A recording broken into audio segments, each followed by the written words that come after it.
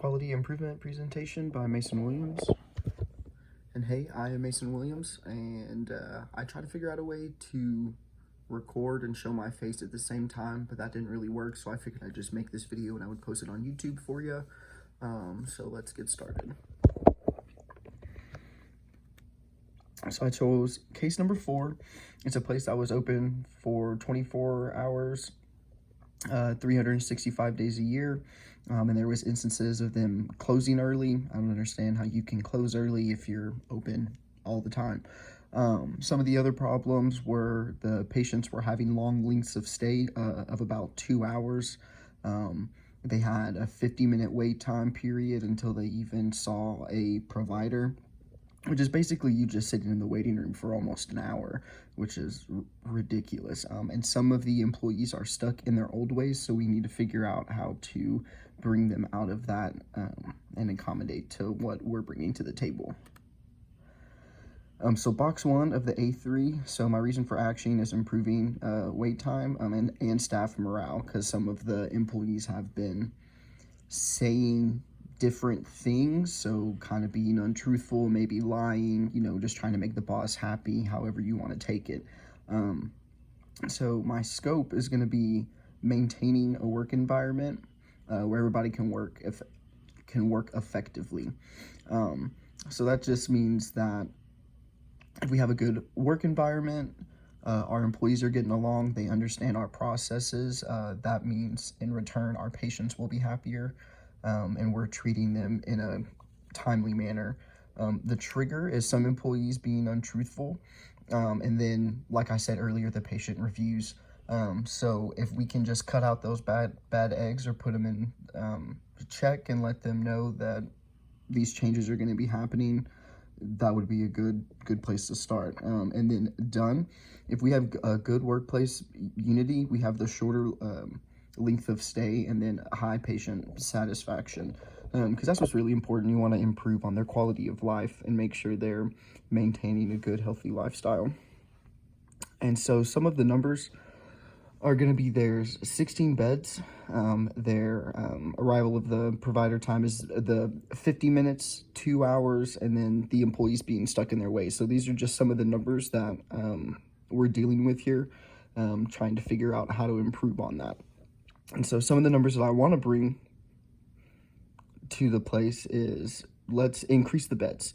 If we increase the beds, therefore we can see more people, have more nurses and physicians in rotation, and be able to limit that wait time and the length of stay time. So if we can do the provider time from 50 to 30 minutes, we're cutting out 20 minutes from every patient in our day. So then we're seeing a higher volume on top of the increased volume that we're already seeing, because we're going to be able to see more patients and treat everybody. And so if we're cutting 20 minutes down from one patient, we can try to shorten that length of stay from 2 hours to 1 hour. And if we do the 2 hours to 1 hour, hopefully that means that our patients are going to be more satisfied. They're not just sitting around waiting on someone to help them, and they're actually getting help. And it seems like it's a very quick and good experience. Now, I think the trickiest one at all of these is going to be the employees being unstuck and open to new ideas. Now, I don't have any of my percentages up, but I mean, it's not too complicated. It's, a 200% increase, and then we've got about a 60% decrease, and then we've got another 100% decrease. And then my last one, like I was saying, that's difficult, is trying to bring employees to new ideas. But I mean, if there's no changing their mindset and they're not willing to accept like the changes like some of the other employees are, we're gonna have to look elsewhere for these employees. So those are my 3 boxes, and I decided to do 5 reasons why, to try to help speed up the A3 process along, just give us more options.